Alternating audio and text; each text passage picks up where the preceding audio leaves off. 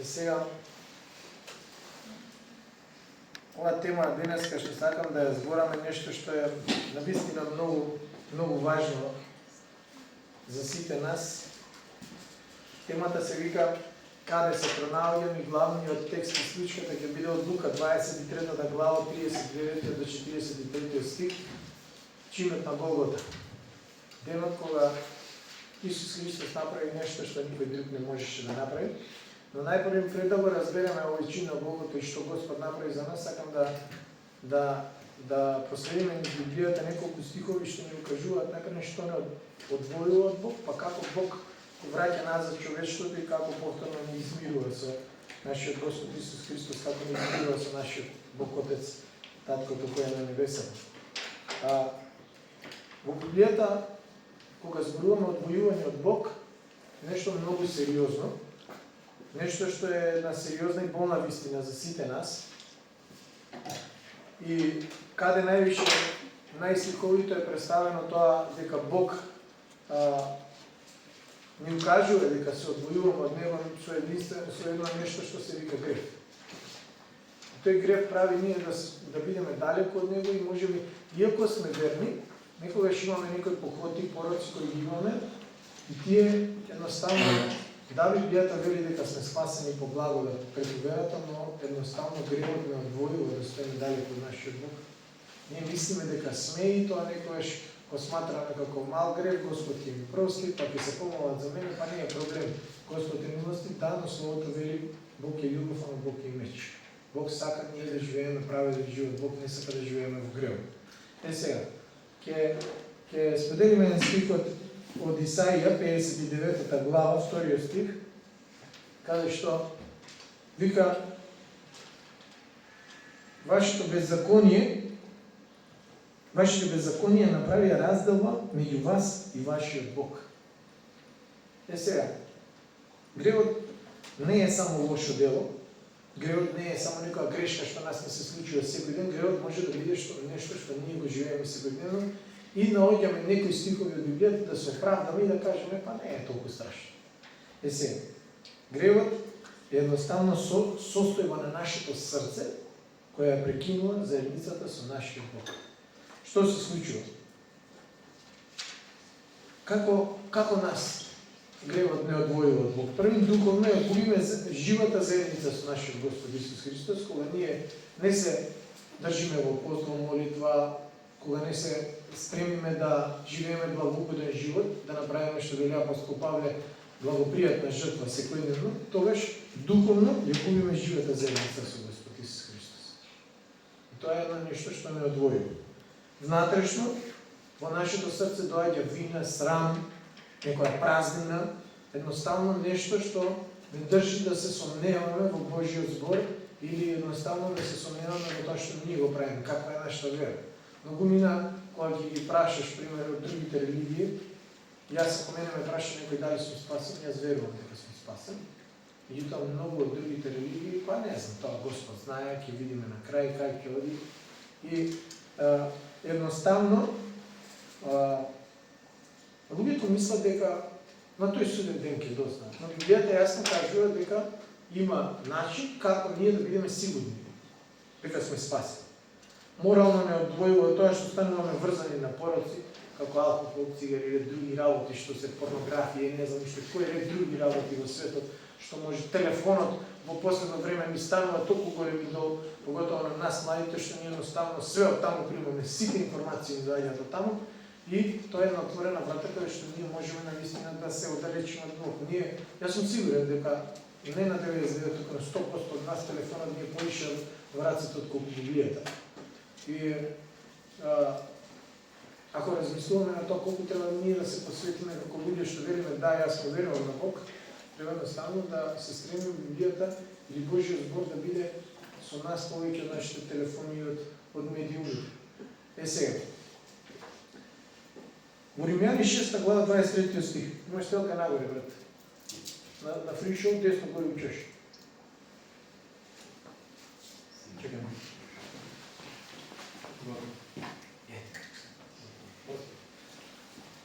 6.23 ни збори вака. Вика Платата за гревот е смрт. И сега како ние ќе го компарираме ова, велиме спасени сме, ама гревот не држи далеко од Бог. Сега ако живееме во грев, едноставно е да сватиме дека мора да се отргнеме од тоа. Човекот не е создаден да живее оддалечен од Бог. Кога ги направи Бог Адам и Ева, тој сакаше едноставно да останат во градината, да уживаат на тоа место и да биде навистина едно нешто, едно семејство, едно заедништво да има таму.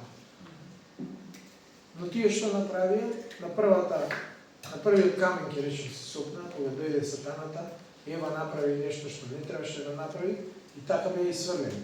Бог едноставно, верували или не, го создаде светот за ние да можеме, тој ни рече, одете и владајте со светот, и уживајте во светот. Бог не создаде ние да се убиваме.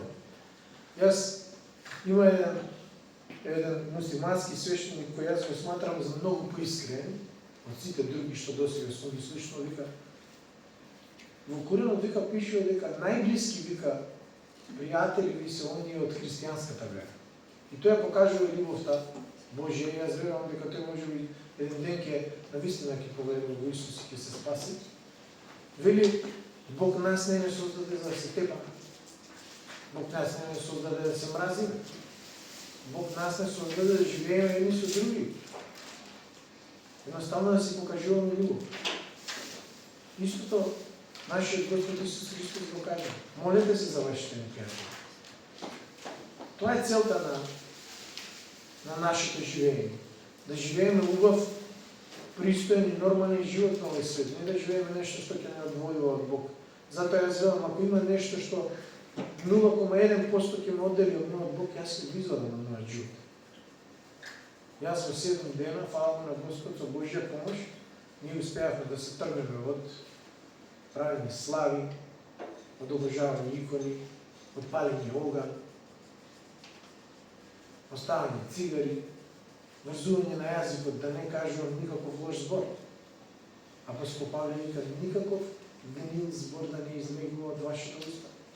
Што е многу, многу важно ние да внимаваме. Ама знаеш кој си испушти. Тоа е моментот, тоа само контрола која ние треба да имаме за да можеме да го зауздаме гревот преку нашите зборови. Сега, колку повеќе ние бегаме од Бог, толку поголема е нашата болка. Се чудиме никош си велиме, толку ми е тешко, што се случува, едноставно не знам што се случува со мене. Тогаш треба да се преиспитаме. Или многу пати некој брат ќе ни рече, ние некојаш гордост не сакаме да ги прифатиме работите, ќе ни дадат некој совет, брат, гледам рече малце гордост од тебе. Ја горделив, не. И сега тоа, кога ќе ни го каже некој, треба да земеме да се преиспитаме. Тој може би нешто видел, па затоа ни го кажа. И се ние си живееме од таа гордост, а гордоста е едно од работите што Бог воопшто не ги сака. Во Исаија 60-та глава биде, еве на кого ќе погледнаме. Но ние со понизен дух, со скршено срце, и оние кои трепаат пред моето слово. Значи Бог сака ние да бидеме понизни луѓе. Да прифатиме ако некој ни каже, да се преиспитаме. Преиспитувањето за еден христијанин е секојдневна работа. Дали од сабајле кога ќе станеш викаш добро утро или почнеш, кој ќе стане сега, ладно е, па кој ќе оди на работа? Апостол Павле вика кој работи, кој не работи, да не јаде. Значи, секојдневно треба да внимаваме на секоја една работа што нас ни се случува. Пристап до колеги, пристап до луѓето околу нас, кога се возиме во автобус. Луѓето треба да го видат она нешто што ние го имаме, за да и они да сакаат да го имат. А тоа е нашиот Господ Исус Христос. Сега, Бог со својата љубов не остави во таа раздоба. Бог, пошто ние сме Божјо создание, и пошто тој не возлюби до максималната мера што може да се случи воопшто на оваа планета, на овој универзум, не знам, на цело заедништво со Бог. Бог не возлюби до последниот делче од неговото срце. Затоа вели го даде најдрагоценото за нас. Каде го даде тоа? На местото на Голгота. И Голгота е едно место каде што се случи една голема одлука. Не наша, први Бог одлучи да го даде својот единороден син и да направи ние да се спасиме и да се измири. Он беше жртва подмирница меѓу нас и Бог. Сега, Голгота е место каде што се менува целата историја. До тогаш гревовите беа покривани, но сега, после чинот на Голгота, гревовите се откупени еднаш за секогаш. Голгота не е место некоја планинче, таму ричче, каде што стајале 3 крста, па имало некој тројца што ги распале на тој ден. Тоа е место каде што се случува едно дело кое Бог го направи само за мене и за тебе. Тоа треба да го запамтим. И Голгота е место каде што секој еден од нас мора да застане. Никој што поминал низ овој период, а Голгота, секој ќе си размисли што е Голгота, таму никогаш не останал неутрален. Има пребрежје секогаш во нашиот живот. Јас што велам еден човек кој ќе удри на дното, тука е место на Голгота и таму е моментот каде што он ќе одлучи. Ќе продолжи да оди во пропаст или ќе се сврти за 180 степени и ќе рече веќе нема да му служам на гревот, нема да дозволам гревот да живеам во мене, туку ќе се покајам за своите гревови и ќе живеам живот благоугоден на нашиот Господ Исус Христос. Зошто? Бидејќи тој умре за моите гревови. И ова треба да го знаеме. Сега, ќе читаме, одиме слайд напред, Лука 23 глава, 39 до 43 стих. Вика, а еден од обесените разбойници го хулеше Бог. Замесите Христос да ви спаси се, себе си и нас. Во 40 стих, одиме напред, вели, а другиот во одговор го укори. Зар не се боиш од Бога, вика, како и ти си исто така осуден? Внимавајте. Овде имаме два различни става. Во 41 стих вели, и ние, вика, сме праведно осудени затоа што го примаме заслуженото од тоа што сме го сториле. Но овој, вика, не е направил никакво зло. Во 42 стих вели и рече, Исусе, спомни си за мене кога ќе дојдеш во Твоето царство. Во 43 стих вели, а тој му рече, вистина, вистина ти велам. Уште денес, Исус не рече, таму кога ќе се вратам или не знам како, уште денес, бидејќи ти исповедаше вера, ќе бидеш во рајот заедно со мене. Е овдека, драги пријатели, имаме тројца луѓе кои се распнати. Едниот е Исус Христос кој беше без грев, 100% праведен, осуден за грев, а нема грев. Замислете. Имаме еден разбойник кој е бунтовен и многу горд, и друг разбойник кој е скршен, ама искрен. И што се случува? И денес, исто како и тогаш човештвото стои пред овој избор. Токму заради тоа ја нареков оваа тема. Каде ние се пронаоѓаме во нашиот живот? Дали сме како овој што вели, ако си Христос, луѓе кои сме горделиви и се сомневаме, или велиме, Боже, прости ми на мене грешни. Треба секој да одраз. Може би, сме долго време во црква, може би, мислиме дека све правиме како што треба, но моментот кога ќе се преиспитаме, е момент кога ние навистина сакаме да размислиме на која страна ќе стоиме. Прашањето не е дали веруваш дека Исус постоел, прашањето не е дали одиш во црква или не одиш, прашањето е дали си како првиот разбойник кој има вера без покаяние, или имаш вера како овој другиот човек кој страда, кој умира, кој го гледа Христос и вели, Боже, прости. Овој другиот го гледа Христос, ама срцето му е затворено. Дали ние имаме некој грев што не држи нашето срце да биде затворено? Дали имаме некоја похота, дали имаме некој порок, дали имаме нешто што прави ние се уште да не бидеме 100% предадени на нашиот Господ Исус Христос? И дали може би има некој еден стих што ни укажува дека можеме да се оправдаме? Ако Бог вели, дека бидете свети како што сум јас, И ако вели, вие сте храм на Светиот Дух. И ако вели, јас живеам во вас, зарем ние треба да го прљаме нашето тело, нашиот живот да биде исполнет со некој порок или похвата? Во ниеден случај апостол Павле вели, не, никако вика. Не смееме тоа да го дозволиме. Сега, едниот бараше, не бара спасение од гревот, туку бара само да му се очисти болката.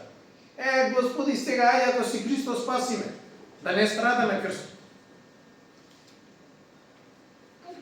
Кој е тој грев денес на ние што така го исповедаме? Дали доаѓаме кај Господ за да само да се исцелиме и после фала ти Боже што ме заврши работата и ја се гледам? Или доаѓаме пак можеби од црква само кога имаме потреба за молитва? Тоа е погрешен став на еден христијанин.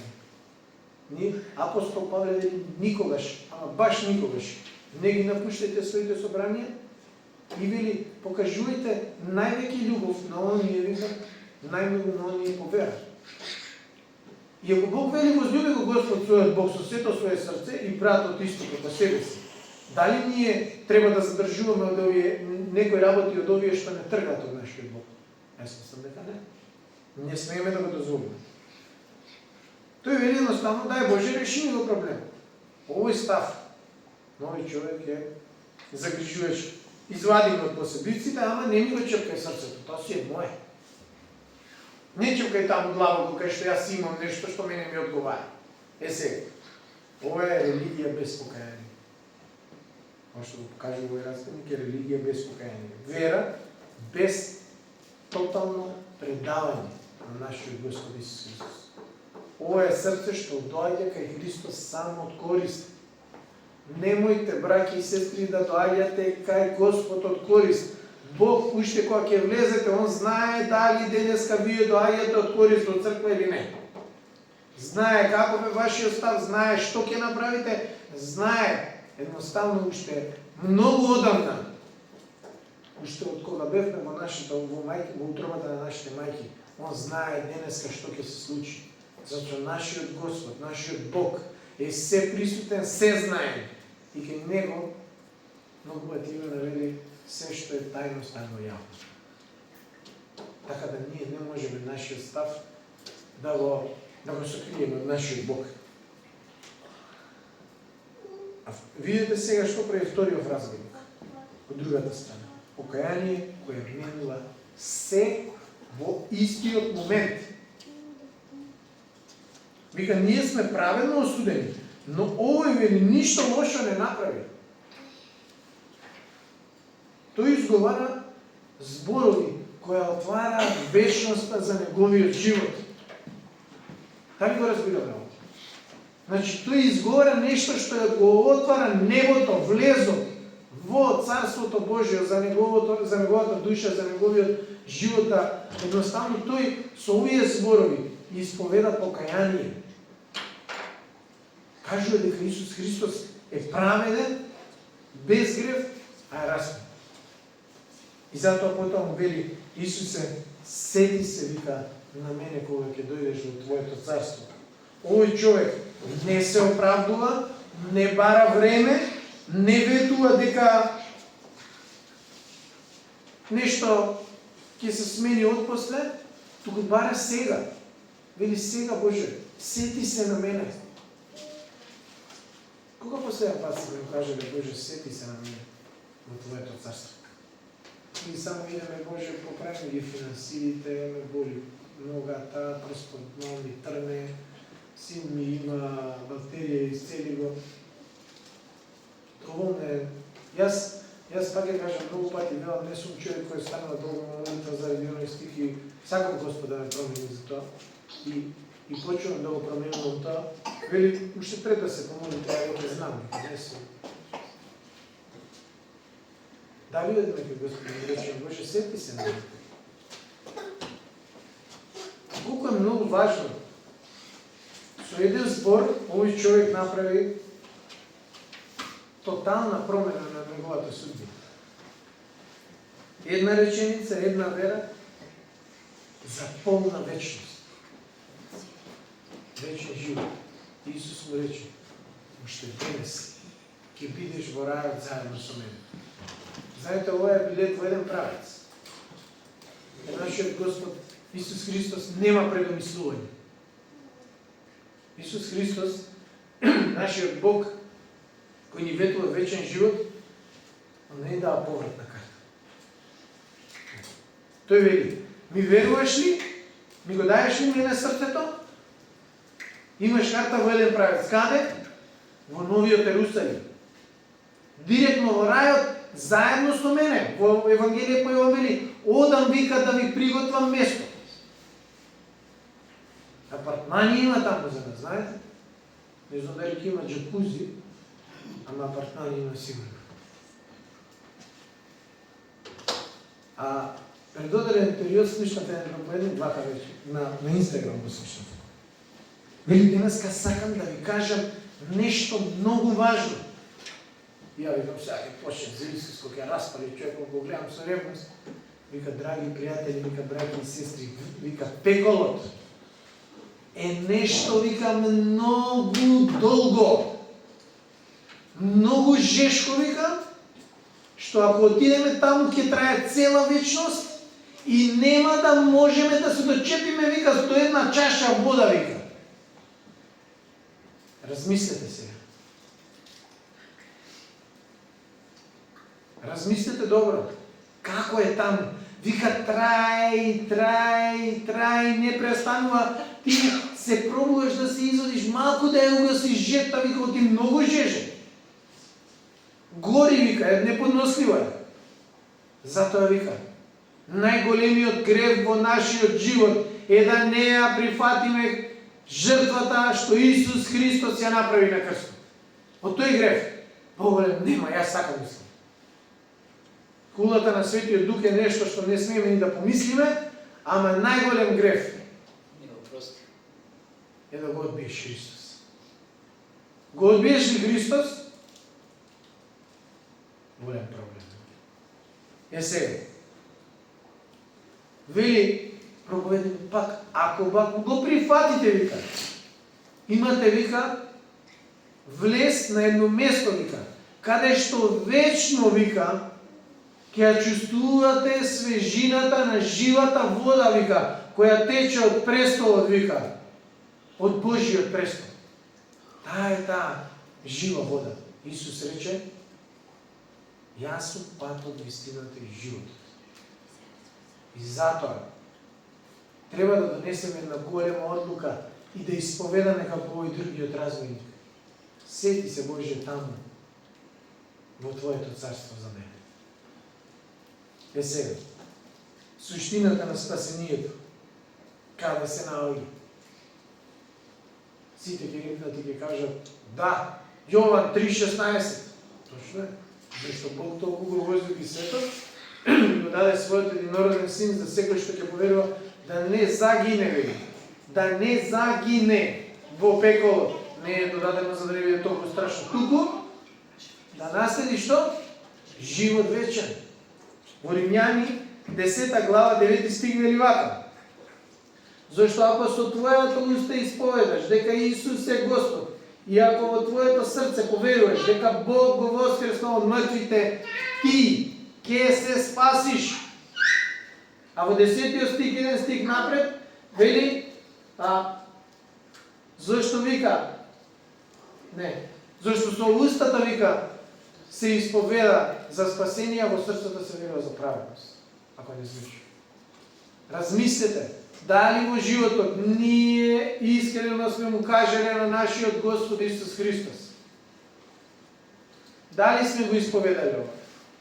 Овој другиот разбойник се спаси, што вели Библијата, како низога, на крај. Тој немаше време за добри дела, немаше време да оди да посетува болни, да се моли за луѓе, немаше време да носи пакети, Значи, вели, верата без дела е мртва, но сепак имаше шанса, Бог е милостив и му даде шанса.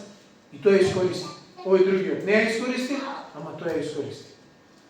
Да искористиме ние шансата денес, да знаеме дека ако со устата своја исповедаме и во срцето поверуваме, ние ќе се спасиме. Но тука не е крајот. Мора да живееме благоугоден живот. Живот со вера. живот со дела, апостол Павле јасно кажува, верата без дела е мртва. Да не бидеме само луѓе што ќе дојдеме во недела, алелуја, алелуја, туку денеска кога ќе ни се пружи шанса на некој комшија да му го споделиме Евангелието. И тоа е работа за Царството Божие. Едно од поважните работи што ние христијаните треба да ги правиме. И сега, што се случува уствари од дека на Голгота? Јас споделив едно видео на интернет за ова. Тука се случува тајната размена на крстот. Што се случува уствари? Исус го зема на себе, ги зема нашите гревови, нашите похоти, нашите пороци, нашата вина, нашата осуда, па дури нашата смрт, вечната смрт која ние заслужуваме. Тој зема се буквално. А нам ни подари простување, ни даде една чистота, не изчисти од нашите грешки, од нашите гревови што ги правиме целиот свој живот, ни даде една слобода, еден нов, еден буквална смисла, драги браќи и сестри, вечен живот, кој тој на Голгота го обезбеди за нас. Сега. Во 1 Јованово Исус Христос вели да очистува од секаква неправда. 1 Јованово 1 глава 7 стих. Не од некои гревови. Бог не е чисти кога чека овие ги иззема малку се поголеми, не постојат мали големи гревови да го расчистиме. Ако украдам јас 100 денари од џебот на брат Тацо и ако украдам 1000 денари од џебот на брат Гоче, и тоа е грев, и тоа е грев. И Бог е праведен Бог. Нема да рече, Бојан, ти си од црквата одрачува, влагај, брзо дружете видео никако. Не. Нашиот Бог не е таков Бог. Нашиот Бог е праведен. И ќе те праша. Ја многу пати го поставам ово прашање. Ако сега се отвори небото, и ако сега е следното дајање на нашиот Господ Исус Христос, и ние, вели, ќе дојдете за суд. Тоа ќе биде вечниот суд. И Господ ќе не праша, Бојан, зошто јас да те пуштам тебе у рајот? И ја ќе му кажам, сум го спомнал ово. Па Боже, јас иде по боженски одев од црква, викав алелуја, па палев свејки, па правев слави, па одев таму, кај што имаше собири, јас сум, прв сум таму. Знаете што ќе се случи? Рече, Бојан, че ја тебе не те познавам. Нели таму имаше шанса да прочиташ овој апостол Павле што ги искаше нозете, вика, заради мене, вика, дека напиша, дека треба со срцето да поверуваш и со устата да исповедаш дека јас сум Господ. Абе, да бе, Господи, јас извини, ама стварно ја верувам. Не ве познавам, ќе рече, има една таква парабола. Ама, Господи, ние во Твое име исцелуваме, рече, пророкуваме. Абе, не те познавам. Стани, почни да живееш живот праведен, вели Бог. Бидете свети, пак ја повторам, како што сум ја. И знаете, ако Исус мене ме праша, јас ќе му одговорам. Јас сум размислуван. Ќе речам, зашто јас, Господи, одбрав ти да бидеш Господар на моето срце. Ја одбрав мојот живот тебе да ти го подарам. Тогаш Господ ќе рече, добар и верен слуга, ајде, влези сега во мојата радост. Нема да ми рече, не те познам. Ние треба да се гледаме. Некој вели, абе, јас шо дари имам? А он ставил 200 грама супер лекот на сочето и никако не станува. Кој е мојот дар? Никој што е тако. Абе, зашто црква не е арна нешто, не го препознава мојот дар, вика. Господ вика, направи исчекор, стани, оди служи и ќе видиш таму зашто те бива. Треба покажеш луѓето да видат дека правиш нешто за да знаат зашто те бива. Ако седиш, ако се сокриеш у вецата и вака со ушата на зидот ја слушаш проповед, како ќе те видат вика од црквата ти дали имаш дар или немаш. Апостол Павле на Коринтијаните им вика дека тежнеам, вика, да дојдам и да ви ги предадам моите духовни дарови. И он сака да ти даде дар. И црквата сака да го препознае твојот дар, а ти седиш на тоа и не мрдаш. И не може да го препознае. Господ сака да му служиш, ама да станеш, да изчекориш и да му служиш. И тоа е една многу голема работа. И сега, да се вратиме на темата. Каде е денешната апликација ни? Каде се пронаоѓаме? Ајде да размислиме се. Одиме кај Господ од корист, или одиме со искрено срце и велиме, Боже, јас навистина сакам ти да бидеш Господар на моето срце. Има некои луѓе, знаете што прават? Пример, јас сум доаѓам од православна позадина и си доаѓаат некои работи што мислат дека тоа е окей се, не знам, од типот паричка ќе се правиме, рече. Еден кој ќе биде најсреќен, вика нека му падне. Не е страшно, миша паричка со лепче. И Господ во семејството не сака Бојан да биде среќен, а Андри да биде несреќен, или обратно. Господ сака сите да бидат среќни. Или има луѓе, шо ме мајка ми пример, ќе ја спомнам, вика, ќе си вапца менеца, шуе ме, викам, шо ти се тие јајцата, викам, толку битни. Вика, мене ми кажа, вика, еден порано, а на почетокот, беше пред да се крсти, без да биде ставил. Вика, дека ме крвта кога течела од, вика, од крстот на Голгота, доле кај што паднала крвта, вика, камењата, вика, што се обојле, таква слична форма имало, па добро било да се вапца. И ти се надаш, викам, дека ова јајце ќе те спаси? Вчера таква тема ми искочи, на роден ден дефне, и нема да спомнам име, вели, вика, од кога ни падна паричката, вика, кај огинот, а ти не знаеш, вика, кој благослови тече, кофи се спира, да знам. Вика, ти мислиш, викам, дека заради тој пагански ритуал, ти, од ти паднала паричката од лепчето, ти си благословен. Па, викам, во Библијата рака пишува, секој добар дар и совршен подарок доаѓа од таткото на светлината во кого нема никаква промена. Секој добар дар и совршен подарок доаѓа од Бог, не доаѓа од паричката. И да, може би Луцифер, како што му рече на Исус, покори ми се во пустината кога му зове, ќе ти го дадам, вика, ќе ти ги дадам сите овие царства, вика, само кога ми се покориш. И еве луѓето го прават тоа. Се покоруваат на Богот на парите, како беше Мамон? Не, Мамон, точно. Му се покоруваат него и мислат дека кроз парите доаѓаат благословите. Не, драги браќи и сестри, благословот доаѓа преку прифаќање на жртвата на Исус Христос на Голгота и никаде на друго место. Нема спасение, вика, преку ниту едно друго име под небото не е дадено, вика, такво име преку ние кое можеме да се спасиме. И не можеме да прифатиме дека благословот доаѓа преку пагански ритуали, преку обожавање на, не знам, дрвца, сликички, не знам, животинско царство и ред други работи. Не е возможно. Затоа, вика, Бог го даде својот единороден син. За сите што ќе поверуваат. Библијата вели, се содействува за добро на оние кои веруваат на нашиот Бог. И ми викате, добро, вика, па слава беше Свети Никола, па ние не ти викаме, вика, да правиш нешто. Помогни, вика, кога се прави, вика, слава. Добро, дојди, вика, да си поправиме муаве. Апостол Павле вика, не учествувајте, вика, на безплодните дела, вика, на темнината. Ама ја ќе одам, рече, таму сега, ќе седам со нив и ќе одам таму за да им сведочам. Не учествувајте, вика, во безплодните дела. Што ви значи тоа? Тоа е дело направено од сатаната. Тој ги прелажал да обожаваат луѓе кои го сожртвувале животот за Исус Христос. И што треба се ние? Да одиме таму? Неаме 365 дена. Баш на 18 декември ќе сум им сведочил.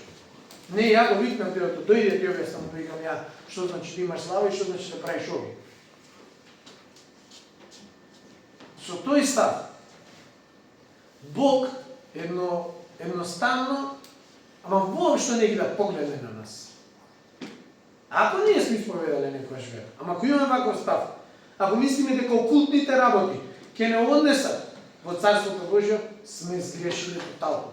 Таму во Откровение на една од црквите ангелот им зборува вака, вика, јас све добро си правиш ти, ама вика, Имаш вика од Николаитите, вика кај тебе. И сега Бог го кажува на празно таму. Ова е гладна реченица, стих кој треба да го избришеме или маркер да му ставиме згора, да го поништиме. Не може. Вели човекот ќе живеат секој збор. Што живее, што излева од устата на Бог. Што значи тоа? Дека ние мора да го почитуваме секој збор што е напишан во Библијата. Таму вика, ова не е добро што го правиш. Вели си ја оставил и првата љубов. Ги имаш Николаитите, си ја чуваш Јазавела. Тоа е нешто што нас не оддалечува од Бог.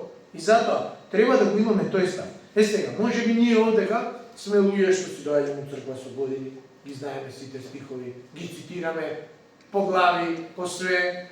Може би ги пееме сите песни вака без да гледаме телевизорот. Може имаме и убав глас, тоналитетот ни е супер. А може би сме и прв пат до црква. И сега треба да размислиме. Каков е ставот на нашето срце? Да се запрашаме. Бојан, спасен ли си, бе? Да веруваме во срцето треба. Тука да веруваме, не тука. Не во главата. Во срцето. Спасен ли сум ја? Има ли нешто што ме трга од Бог? Има ли некоја похота што не можам да издржам без неја? Има ли некој порок што се оправдувам дека не е страшно? Има ли нешто што велам, еј Боже, ти си милостив, ти ми простиш и за ово? Да, Бог простува. Ама знаете како? На срце кое има покаяние во него. Тогаш Бог простува. И нашиот Бог, како што рекол преска, нема да не пушти во своето царство на тој начин. Лагај го брзо, наш си ти од нашата црква. Не припаѓаш на неговата црква ако имаш нешто што те влече назад. Тоа да го запамтиме. Сега, Исус не спасува добри луѓе, не спасува. Исус спасува покаяни грешници. Исус самиот рече: не дојдов вели да ги повикам праведните на покаяние, туку грешни. Што значи тоа? Дека он сака да ни укаже дека не вика да се покаеме за секој грев. Затоа доаѓа он: покајте се за своите гревови. Дајте ми ги мене, вика, кај мене разтоварете се. И не е доцна да се направи тоа и после 30 години од црква или па после првиот пат доаѓање во црква. Шансата е иста. Може би си закаснил, може би си дошол на време, ама Бог ти ја дава истата шанса. Да кажеш: Боже, прости ми, веќе од денеска нема да го правам ова. Јас кога ги оставив цигарите, ја реков: Боже, до крајот на мојот живот ова нема да го ставам во мојата уста, зашто јас од тебе барам ти да ме спасиш. Тука нема назад. И ако речам дека пак ќе го направам, значи јас моето да не е да. Ама тоа е, знаеш што? Јас знаете, јас си мислам, викам, како бе, ја ќе јадам сега и ќе земам ти за без цигара, бе, жена, викам, не можам. Ајде, вика, полека, Господ ќе ти даде сила. Ајде, викам, после да свари ми кафе од Господ, каже, и ја по траекторија пак и си одам на тераса, тамо, со јакната. Викам, бе, шо барам ја надвор, бе? Си влегов, натре, супер, топло, таа, кафенцето. Абе, Господ го зема тоа од мене и буквално нема потреба. Овие колеги, запали? Ајде, виж, месец дена, века и ќе се лизнеш на банана. Не, јас рекам, нема више да се вратам таму назад. Тоа е 180 степени завртување во живот. Сега, на крстот во последните моменти овој разбойник се спаси. Ако Исус можеше да го спаси него, може да спаси секој еден што има покаяничко срце. Не утре, не кога ќе се среди се, туку сега. Сега. Денес. Ја многу пати велам, оваа порака е толку многу итна што ние не можеме ни да сватиме колку многу е итна.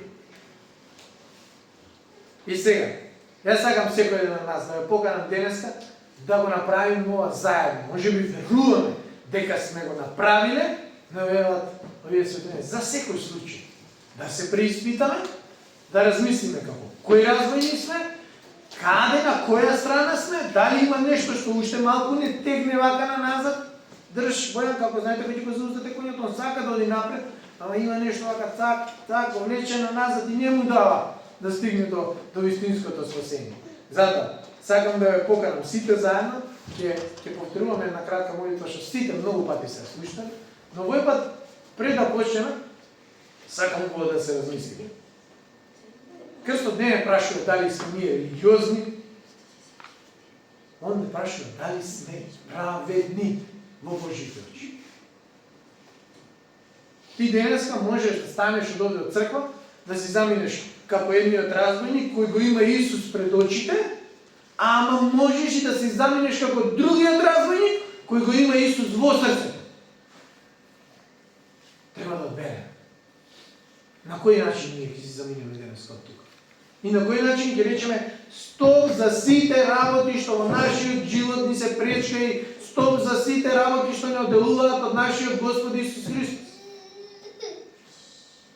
Што е тоа што не одделува? И сакам да ви кажем едно нешто. Размената е веќе направена пред повеќе од 2000 години. Исус сака да земе све што е наше, а да ни даде се што е негово. Големото прашање е дали ние го прифаќаме. Дали сме сложни да кажеме Господи, јас прифаќам да оставам све што ми е Божјо и да го земам сето она што ми припаѓа од Царството Небесно. Тоа е едно од големите прашања што ние треба да ги размислиме денеска. Бог го даде највредното. И сега, јас во мојот стар живот, тие мали работи што си ги имам, ми беа највредни. Но на денот кога се покајав, највредните работи што ми беа од светот, му ги дадов на Исус, и решив да почнам да читам, да живеам благопријатен живот, да бидам еден мирис, каде што Бог ќе сака да биде во тоа присуство, да дојде. А не вака да оди, леле, боја, не сакам така. Сите заедно ќе повторуваме една молитва и верувам дека таа молитва ќе направи да се промени нашиот живот и да ние станеме луѓе кои ќе бидат од денеска па натаму, како што вели Откровение, со бели облеки, кои ќе стојат пред Божиот престол исчистени преку крвта на јагнето, преку онаа жртва што ја направи Господ Исус Христос. Повторувајте заедно со мене. Господи Исусе Христе, доаѓаме пред Тебе такви какви што сме. Веруваме дека Ти умре на крстот за моите гревови. Дека беше погребан и дека на третиот ден Ти воскресна за моје оправдање. Од денеска сакам Ти да бидеш мојот Господе, Ти да бидеш цар на моето срце и јас сакам се што е моје да го земеш, а да ми го дадеш тоа што е Твое. Во името на Исус се молиме. Амин. Амин. Слава на Бога и верувам дека денеска па натаму, кога ќе излеземе од оваа соба, од оваа црква наша, ќе размислиме и дома насаму ќе се напрашаме: Боже, свети души, покажи ми што не е од Тебе.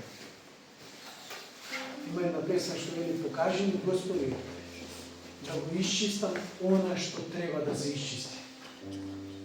Направи да јас живеам на вистина и да ме убав живот. Бидете благословени.